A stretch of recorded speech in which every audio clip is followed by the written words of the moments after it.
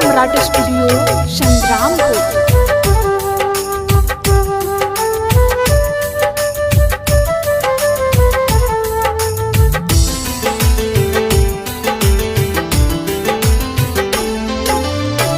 बचपन के प्यार हमर काहे भुलाइगे, जियते जिंदगिया में हमारा मुआइल। आगे रनिया काहे गेली हमारा भुलाए, आगे रनिया काहे गेली हमारा भुलाए। रात दिन देखा हलिया तोहरे सपना मागे, तोहरे में बसा हमारा पराना। आगे रनिया कहे गेली हमारा भुलाए, आगे रनिया कहे गेली हमारा भुलाए।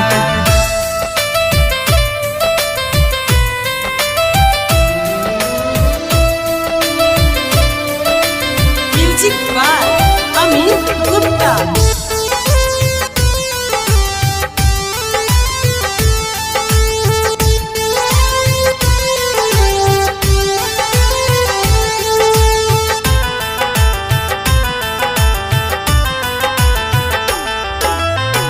करके तो प्यार जिंदगी जहर बनाइलिगे, वादा कैली सातो जन्म एको ना निभाइली। आगे रनिया कहे गेली हमरा कहीं भुलाए, आगे रनिया चल गेली हमरा ठोकराए।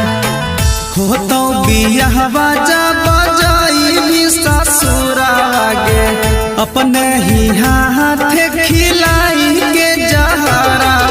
आगे रनिया तब जइहे ताहू ससुरार, आगे रनिया तब जइहे पियाबा के घर। Presented by Sur Samrat studio Sangrampur. Music by Amit Gupta.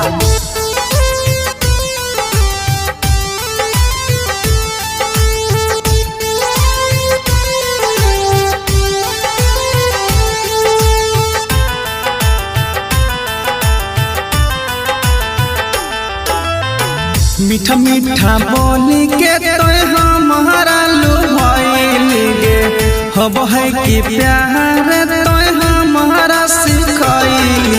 आगे रनिया तब काहे गेली तो भुलाए, आगे रनिया तब काहे गेली तो भुलाए।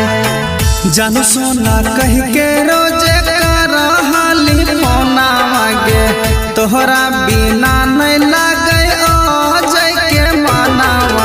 आगे रनिया तोड़ी देली दिलावा के आस, आगे रनिया तोड़ी देली काहे विश्वास।